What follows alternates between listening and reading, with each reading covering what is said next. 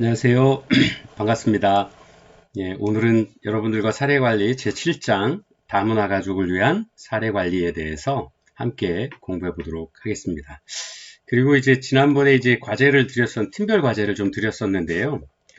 또 이제 휴학을 하신 선생님도 계시고, 특히나 2주에 김주희 선생님, 박연주 선생님이 한 팀이셨는데, 김주희 선생님이 개인적인 어떤 사정으로 휴학을 하셨다라고 말씀을 전해 들었습니다. 그래서 아마 자료를 준비하시고 공부하시는데 어려움이 있지 않을까 좀 걱정이 되기는 합니다만, 어쨌든 좀 함께 하실 수 있는 부분까지 공부를 하셔서 레포트를 좀 준비를 좀 부탁을 좀 드리고요.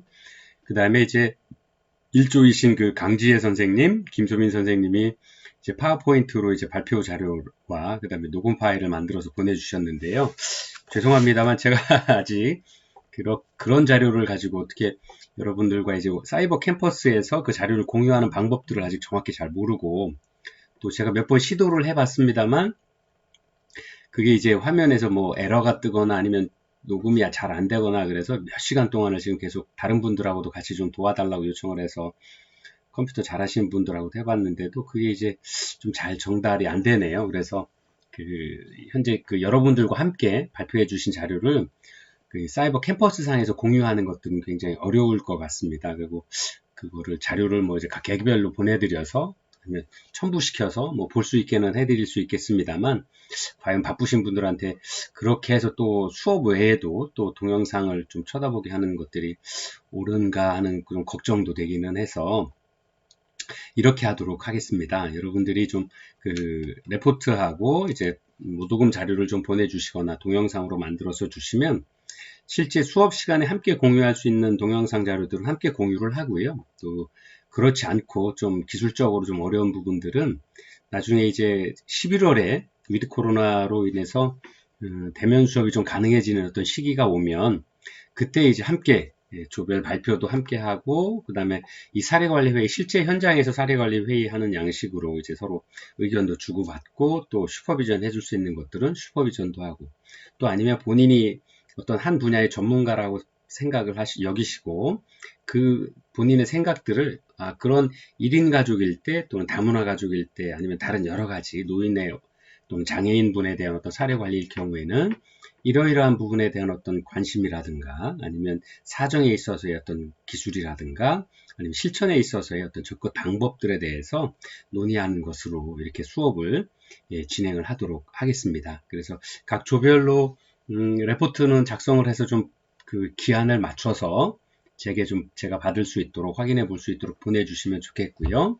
수업은 현재 방식대로 아까 말씀드린 대로 이제 동영상으로 함께 공유할 수 있는 것들은 함께 하고요. 또 그렇지 않은 부분들은 대면 수업으로 진행하게 되면 그때 각 조별로 나오셔서 해당 조별들로 발표하시는 걸로 이렇게 결론을 내도록 하겠습니다. 자, 그렇게 해서 중간고사가 끝나고도 이제 뭐 레포트로 레포트 준비하느라고 애쓰시는데요.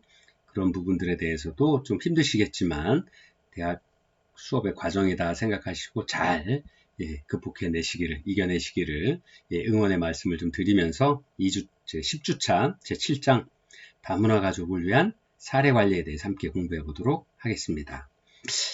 자, 여기 이제 제가 오늘 왜 사례 관리의 첫 페이지를 펴놨냐면요. 여기 한번 같이 읽어볼까요? 사례 관리는 다양하고 복합적인 삶의 어려움을 가진 클라이언트를 돕는 체계적이고 통합적인 실천 방법이다 라고 하는 거죠. 그래서 이런 사례 관리를 실천하는 것은 사회복지사 개인에게 전문성과 정체성을 발전시키는 계기가 되고, 또 그 바탕에는 병리적인 관점과 파편성으로부터의 탈출 및 사회의 연대성과 사회 총체성에 대한 갈망을 요구한다라고 이렇게 정의되어 있습니다. 매번 이제 첫 번째 수업 때마다 이거를 함께 보았는데요. 제가 왜 이것들을 오늘 중요하게 여기고 좀 펼쳐놨냐면, 제가 지난 시간에 어제 모 기관에 사례관리 회의가, 슈퍼비전 회의가 있어서 좀 다녀왔습니다. 근데, 여러분들 다 이름을 대면 지역사회 유명한 사회복지 기관이어서 아실만한 기관이고요. 그래서 이제 그 기관에 이제 사례관리자들이 나와서 역량 강화 교육도 하고, 그 다음에 자신들이 있던 담당하고 있는 사례에 대해서 어떤 실천 방법들, 그 다음에 현재 진행되는 과정에서 좀 다른 분들의 어드바이스나 충고나 아니면 이제 어떤 슈퍼비전이 좀 필요하신 것들을 좀 말씀들을 하시는 어떤 그런 편안한 자리였는데요. 제가 느낀 것은 저희가 이제 학교에서 공부를 하면서 그분들도 학교에서 공부를 하실 때는 그렇게 안 배우셨을 건데 시간이 좀 지나면서 이제 현장에서 계시다 보니까 스스로가 이제 전문가다라는 생각들도 당연히 하셔야 되는 거지만 그것이 조금 본인에 대해서 좀 더 채찍질하고 본인의 업무에 대해서 좀 더 전문성을 갈구기 위한 전문가로서의 어떤 자부심이 아니라 클라이언트에게 보여주기 위한 또는 기관의 외부의 사람들에게 보여주기 위한 어떤 그런 어떤 전문가로서의 자부심, 책임성들을 가지시고 있는 것이 아닌가. 또 하나 우리가 잊지 않아야 될 건 사례관리자로서 또는 전문 사회복지사 선생님으로서 근무하실 때 잊지 않으셔야 될 것은 뭐냐면 그 시작이 사례관리자가 또는 사회복지사가 근본적인 어떤 존재의 이유를 좀 고민을 해보셔야 될 것 같아요. 클라이언트가 없다면 우리 사회의 어떤 사회 문제들을 해결하기 위한 어떤 그런 제반 노력들이 없다면 과연 사례관리자가 또는 사회복지사가 필요한 직업이냐에 대해서 한번 스스로에게 고민을 해보실 필요가 있을 것 같아요. 만약에 그렇다라면 사례관리자가 또는 사회복지사는 굉장히 겸손해지고 자기 전문직에 대한 어떤 자부심이나 가치나 윤리에 대한 어떤 높은 전문적인 어떤 지식 체계들을 함으로써 전문가로서의 자리매김을 하여야 되는 건 당연한 거고요. 그러나 그 외의 일들에 대해서 클라이언트를 만날 때나 아니면 기관을 찾아온 외부 손님들을 만난다거나 아니면 어떤 사회 문제에 대한 어떤 자기들의 어떤 의견들이나 하는 기관의 업무를 담당할 때는 굉장히 최소한 수평적인 관계 또는 겸손한 자세로 임해야 된다라고 보는데 사례 관리를 하고 슈퍼비전 회의를 하는 내내 이건 아닌데 라는 생각을 하게 됐던 것이 바로 그 시작점에서부터 좀 그런 부분에 대한 느낌들이 굉장히 안 좋아서 그런 부분들은 좀 우리 수업을 하는 중에라도 학교에 와서라도 좀 예비 사회복지사 선생님들에게는 좀 말씀을 드려야 되겠다 생각을 했던 부분인데요. 만약에 여러분들이 사회복지사로 현장에 계시든 아니면 직장에서 내가 이제 책임자로서 아니면 중간관리자로서의 할 때 부하 직원들을 대할 때 아니면 우리 직장을 찾아오신 외부 손님들을 대할 때 굉장히 고압적인 자세로 우리 물건은 좋은 거고 우리의 서비스는 이런 거니까 당신 무조건 써야 됩니다 라고 이렇게 말씀하지 않으시잖아요.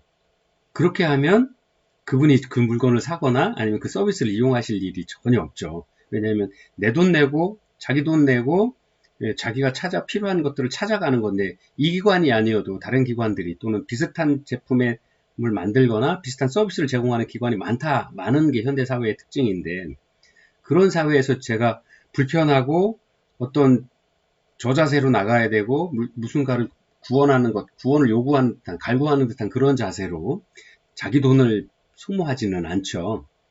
근데 사회복지기관에 가서 제가 말씀드렸던 지난주에 사회복지기관은 굉장히 이제 좀 그런 부분들이 자기네들 전문가여서 찾아오신 클라이언트나 자기네 서비스를 이용하는 분들에 대해서 이렇게 1, 2, 3, 4 순서를 딱 정해놓고 마치 군대처럼 이거 하세요, 저거 하세요, 저거 하세요. 그렇지 않으면 당신의 문제는 해결되지 않습니다. 라는 어떤 이런 자세들은 경직된 자세들은 우리 사회복지 현장에서 굉장히 조심해야 될 부분들이 아닌가.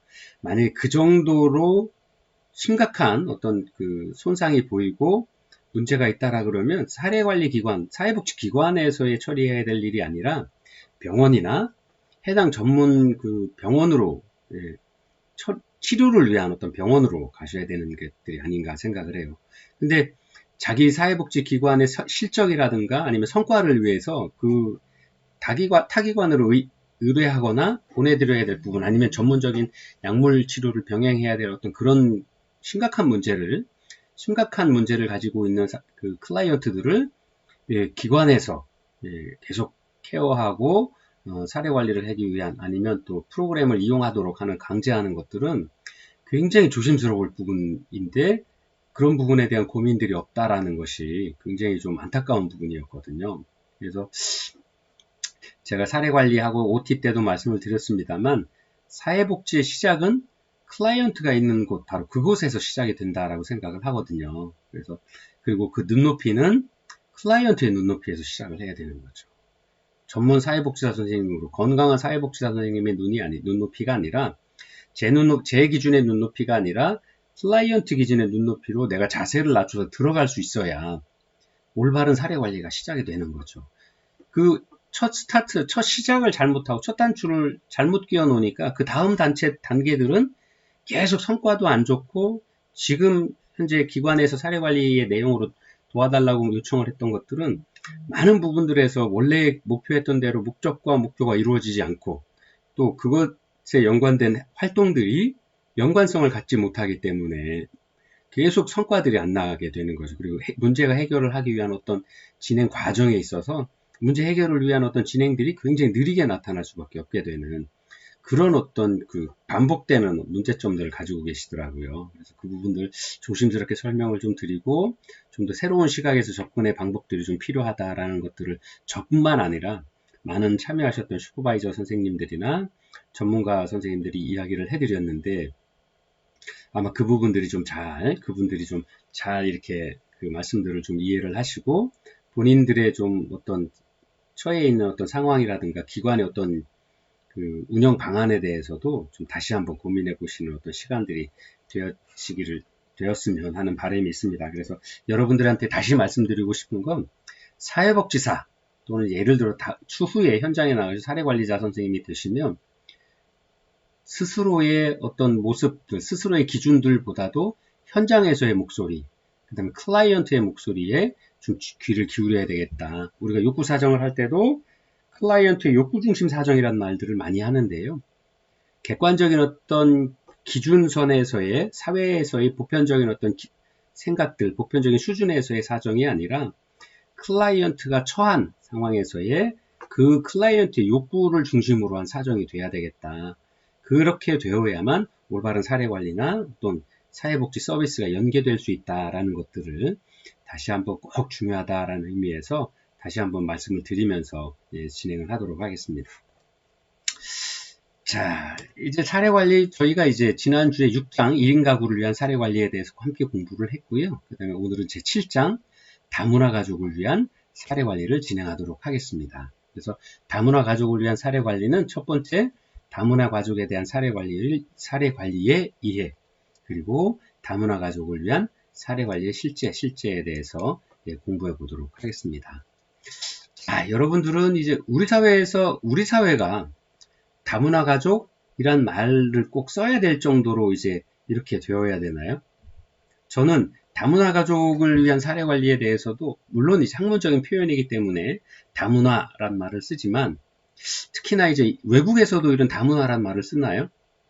미국은 탄생 초기부터 미국이란 나라가 탄생하는 초기에부터 굉장히 영국에서 넘어온 그 청교도분들이 넘어오셔서 미국 아메리카에 정착을 하시게 되고 정착을 하면서 다양한 문화를 가진 민족들이 함께 섞였죠. 원주민 민족도 섞이고 또 노예제도를 통해서 아프리카에서 많은 인구들이 유입되고 하면서 또 그 미국이 만들어지는 과정에서 멕시코 남아메리카 계통과의 전쟁에서 멕시코 땅을 점령을 하고 그 점령이 되면서 미국의 영이 됐죠. 또 알래스카라는 캐나다 북쪽의 땅, 그 다음에 하와이 이런 다양한 영토도 굉장히 넓게 가지게 되면서 그 다양한 민족들이 미국이란 나라의 기치 아래 함께 모여서 살았죠. 우리는 미국이란 나라를 다문화 국가 또는 다문화 가족 국가라고 이야기를 하나요? 그렇지 않죠. 그냥 미국이라고 이야기하죠. 예. 그리고 우리나라에서만 유별나게 저희 어렸을 때는 백이민족, 그 다음에 단일민족 국가라는 것들을 굉장히 강조해서 가르쳤습니다. 여러분 시대는 안 그렇죠. 저랑, 죄송합니다. 이제 전공심화 과정이시니까 또 이렇게 그런 이야기들 많이 들어보셨을 겁니다. 근데 실제로 저희 나라가 단일민족 국가, 백이민족 국가라는 건 뭐 이해할 수 있습니다만, 단일민족 국가인가요? 순수 혼혈 단일민족 국가인가요? 예를 들어서 고구려 백제 신라가 싸워서 신라가 통일해서 또 한번 예, 그 한반도를 다스렸고요.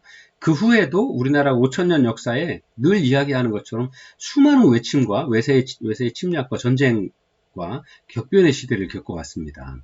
예, 그 다음에 몽고의 침공도 받았죠. 중국의 침공도 받았죠. 1492년에서부터 또 몇 년, 7년 정도는 또 일본의 침략을 받아서 중국과 일본의 오랜 식민지 어려운 생활들을 겪었죠. 그 다음에 또 이후에 근대에도 일본의 식민지 생활을 좀 오래 하게 되는 어떤 그런 안타까운 역사를 가지고 있습니다. 그런데 과연 우리가 단일민족 국가냐? 라고 자신있게 이야기할 수 있을까요? 그래서 제가 말씀드리고자 하는 건 다문화 가족에 대한 사례 관리, 물론 우리나라 법률에 다문화 가족 지원법이라든가 이런 것들이 있어서 법률 용어로서 그것이 사용되고 있기 때문에 그렇습니다만, 어쨌든 우리가 가지고 있는 근본적인 어떤 마인드에 있어서는 요즘 같은 글로벌화 시대에 또 세계가 함께 움직여지고 한 지구촌의 삶을 살아가고 있는 시대에 우리가 굳이 피부가 다르다고 아니면 사용하는 언어가 다르다 그래서 색안경을 끼고 쳐다볼 필요는 없다라는 말씀을 드리고자 하는 것입니다. 예. 그래서 물론 그래서 그런 것들을 학문적인 언어로 다문화 가족 구별을 해서 어려운 시기를 겪거나 아니면 그 어떤 서비스가 필요할 때 전달하고자 하는 체계상으로의 구별은 다문화 가족 또는 다원화라고 이야기를 할 수 있지만 우리가 실생활에서는 그냥 우리 옆에 사는 우리가 함께 살아가는 이웃, 우리 직장을 함께 다니는 동료, 이렇게 받아들일 수 있는 어떤 그런 어떤 열린 마인드를 가질 수 있는 어떤 사회들이 되지 않았나 개인적으로는 이렇게 생각을 합니다. 그리고 저는 또 개인적으로도 여러 가지 일들 업무 때문에 또는 제가 하고자 하는 일 때문에 외국에 나가는 경우들이 많이 있었는데 늘 나가서도 뭐 자연스럽고 또는 또 저는 또 음식도 뭐 가리는 게 전혀 없어서 해외를 나가든 어디를 나가든 그냥 몸만 가지고 갑니다. 단촐한 어떤 개인 위생도구 들고 그래서 음식도 그 나라 음식 먹고요. 뭐 생활도 다 그 나라에서 다 하죠. 왜냐하면 평생을 제가 한국에서 살았고 한국 음식은 평생을 먹어왔고요. 그 다음에 뭐 외국에 나가야 뭐 길어야 1주, 2주, 뭐 아주 길어야 한 달 정도밖에 안 되는데 제 평생 사는 동안에 한 달 동안 외국 음식 못 먹고 못 지낼 이유가 없는 거죠. 그래서 저는 아주 간편하게 가기도 하고요. 또 외국의 음식들 경험해 보는 것도 굉장히 좋아하고요. 그래서 지금 이제 천안 동부역 앞에도 또 터미널 뒤쪽에도 중국 분들 아니면 또 베트남 분들 뭐 많은 동남아에서 오신 분들이 하는 식당이라든가 아니면 그런 모임 장소들이 많은데 일부러 그런 데 찾아가서도 베트남 음식 먹고 싶으면 베트남 전문 식당 또 인도 네팔 쪽 뭐 카레 종류 먹고 싶으면 또 잘 아는 저희 지인분이 계셔서 그분이 하시는 식당에 가서 이제 전문 그 나라식의 음식들을 좀 먹어보고 하거든요. 그래서 그런 부분들이 이제는 그 다문화라고 굳이 구별하는 것보다도 자연스럽게 우리 사회가 함께 어울려서 살아가는 우리는 모두 사람들이다, 휴먼이다라는 어떤 휴머니티를 가지고 어울려 갈 수 있는 어떤 사회로 우리 사회에서도 이제 반응이 좀 이루어져야 되지 않느냐 하는 생각들을 합니다. 그래서 오늘은 특히나 이러한 다양한 피부색, 다양한 언어, 다양한 문화를 겪고 오신 분들이 우리 사회에서 함께 살아가기 위해서 많은 노력들을 하고 계신데요. 그러한 어떤 가족들이나 그러한 어떤 그 클라이언트들에게 우리가 어떻게 접근하고 어떻게 대응해야 되는지에 대해서 함께 공부를 하게 됩니다.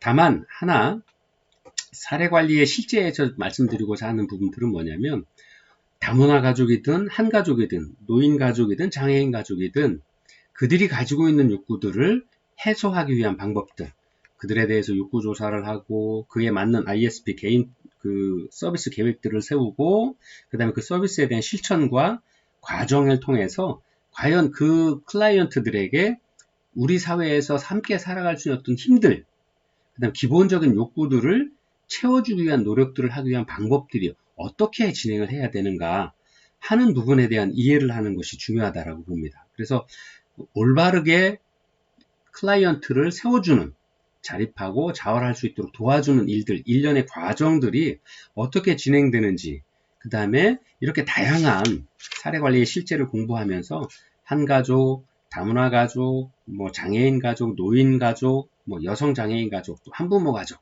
뭐 이러한 다양한 어떤 클라이언트 군에 대해서 그 사례 관리에서 그 중심을 흐르는 부분들. 예. 클라이언트는 변할지 모르지만 이들이 가진 공통된 욕구는 삶의 질을 만족시키고 삶의 질을 향상하고 그들이 가진 욕구를 충족을 하자 하는 부분들이잖아요. 그 부분을 흐르고 있는 가운데 흐르는 맥, 예, 그 중심 맥들을 놓치지 말자 하는 겁니다. 그 부분들이 어떤 공통점이 있고 바로 여러분들이 이 사례 관리의 실제를 공부하시면서 다양한 사례에서의 사례 진행 방법에 있어서 공통점들을 찾아내시고 그 공통점들이 모여지면 그게 바로 우리가 공부하고자 하는 사례 관리에서의 실제 현장에서 느낄 수 있는 그 실제들을 사례 관리 전체 과정들을 흐르고 있는 그 중심 과정들을 이해함으로써 어떤 클라이언트가 오시든 제가 현장에서 근무를 할 때 뭐 예를 들어 한 가족분이 오시든 뭐 다문화 가족이 오시든 아니면 노인 어르신이 오시든 아니면 조선부모 아니면 여성 가족 여성 혼자 사시는 아니면 또 성폭력 피해든 어떤 가족 그 해당 위기에 처한 클라이언트가 찾아오셨을 때 그분을 위한 욕구 사정, 또 그분을 위한 서비스 계획, 실천 계획, 또 그분을 위한 그분에게 적절하게 다가갈 수 있는 어떤 실천 방법들에 대해서 그 흐름을 이해하고 그 다음에 그 서비스가 제공이 된 후에 그분을 위한 모니터링이라든가 사업관리까지도 진행해 나가는 과정들에 대한 일목요연한 어떤 공통점들을 좀 찾아내실 수 있으면 하는 겁니다. 그리고 그 공통점들을 찾아서 자기만의 방식으로 이해하고 머리가 아닌 가슴으로 예, 따뜻하게 대해줄 수 있는 어떤 그런 흐름들을 이해하셨으면 좋겠습니다. 그래서 이제 저희가 현장은 안 나가 보시지만 이런 실제 사례들을 공부함으로써 마치 현장에서 직접 경험하신 것 같은 간접 경험을 통해서 공부하고자 하는 부분들입니다. 그래서 그 부분을 충분히 인지하시고 수업을 함께 따라와 주시면 좋겠습니다.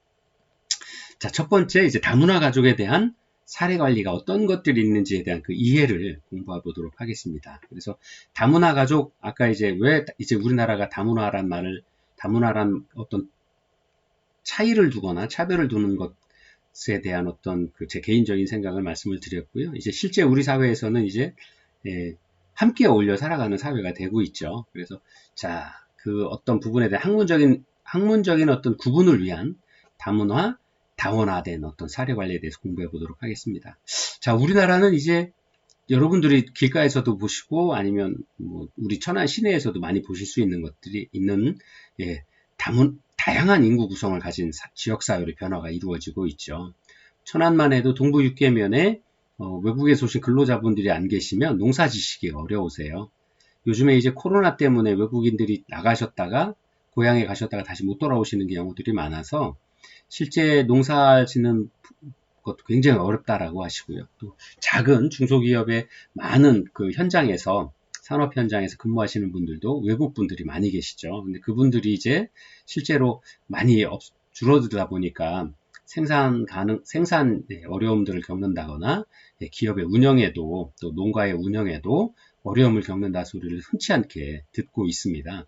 그래서 이러한 우리가 학문적으로 다문화된 어떤 분들에 대해서 이야기를 좀 나누자 보면 크게 구성이 이제 결혼 이민자, 그리고 또 외국인 근로자분들, 그 다음에 재외 동포분들, 유학생 등 다양한 외국인 체류 및 우리나라 사회에서 또 우리 지역 사회에서 함께 살아가고 있는 분들이 점점 증가하고 있는 어떤 모양들을 우리가 알 수 있습니다.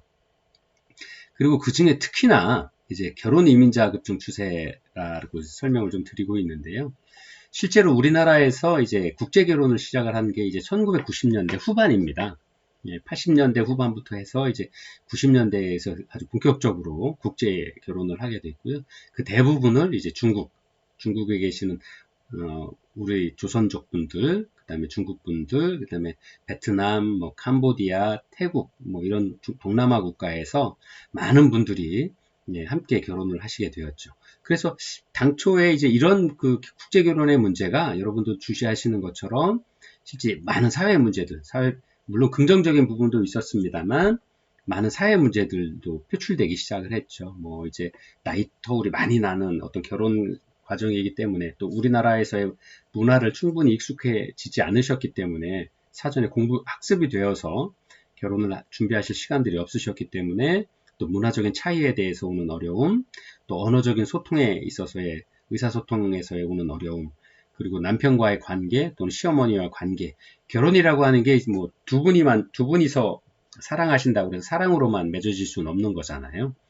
물론 나중에 이제 현실에서는 여러 가지 문제들이 생길 수밖에 없기 때문에 그러한 문제들 때문에 많은 사회 문제가 되기도 했죠. 그리고 또 한국인 분들 중에서 국제 결혼을 하신 분들이 또 많은 어려움에 처해 있는 가정인 경우가 많이 있을 수 있어서 그 과정에서 오는 어려움들이 국제적인 사회 문제로도 이슈가 되기 시작을 해서 그 이후에는 2000년대 이후에는 2010년 이후에 교재에는 이제 2014년 4월이라고 되어 있는데 국제결혼 건전화를 위한 결혼이민 사증 발급 신사 강화 등의 조치라고 이야기를 했는데요.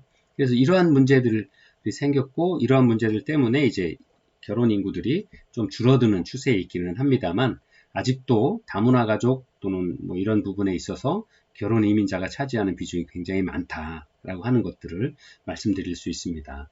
그리고 또 이제 아까 제가 왜 북한 이탈 주민에 대해서 말씀을 안 드렸냐면 북한 이탈 주민이 과연 이제 다문화 가족이냐? 라고 말씀드릴 수 있을까요? 우리나라 법적으로 북한 이탈 주민은 다문화 가족은 아닙니다. 네. 여기서 왜 다원화되어 있다라고 하는 것 중에서 포함이 되어 있는데 북한 이탈 주민은 다문화 가족은 아니고요. 우리랑 동일한 문화 속에서 함께 계시는 어떤 동포들이고요. 이분들이 이제 국가의 체제가 다르다 보니까 하고 우리나라 헌법에는 한반도 부속 섬까지를 다 우리나라 영토로 포함을 하고 있습니다. 북한 지역까지도. 그 다음에 우리나라의 국민 속에도 그런 잠재적인 개념들을 가지고 있습니다. 그래서 자의로 북한에서 탈출하셔서 한국으로 오신 분들은 우리의 국민으로 인정을 하고 있습니다. 그래서 그러한 부분들에 대한 오해도 없으셨으면 좋겠고요. 자, 이렇게 해서 이제 그런 다원화된 가족들로 인구 구성이 바뀌어 왔고요. 또 결혼 이민자에 대한 급증 추세에 대해서도 설명을 드렸습니다. 그래서 다문화 자녀 세대가 2007년 이후에는 굉장히 증가하는 추세로 사회적 관심이 굉장히 증가하고 있습니다. 실제로 우리 교육 과정에서도 2007년 이후에 증가하고 2010년 정도가 되면 우리나라의 많은 시골 동네의 초등학교에 이제 다문화 가족 국제 결혼을 하신 분들의 자녀분들이 학교에 입학을 해서 초등학교 입학하고 이제 중학교, 고등학교 매 교육 과정마다 학생 수들이 시골 학교에 가면요, 이제 두세 명씩 있던 게 이제 한 네다섯 명씩 이제 해서 꾸준히 각 반마다 구성이 되어 있고요. 제가 이제 대학원 과정에서 이제 군과 관련된 어떤 논문을 쓸 때, 논산에 가서 이제 자료조사차 갔을 때 이제 사령관이 그런 말씀을 하시더라고요. 이제 우리 군에도 다문화 가족 출신 아이들이 한국말도 굉장히 피부색이 조금 다르긴 합니다만 한국말도 굉장히 잘하고 그래 깜짝 놀라서 물어보니까 이제 국제 결혼을 한 부부의 자녀분들이 우리나라의 국방의 의무를 다하기 위해서 군에 입대를 해서 지금 훈련을 하고 있다. 그리고 그런 다문화 가족 자녀분들을 위한 어떤 문화 교육이라든가 어떤 또래 교육들에 대한 부분들을 굉장히 많이 관심을 가지고 지켜보고 있다라는 말씀을 들은 게 있습니다. 그래서 그것이 벌써 약 한 10년 전의 일이니까요.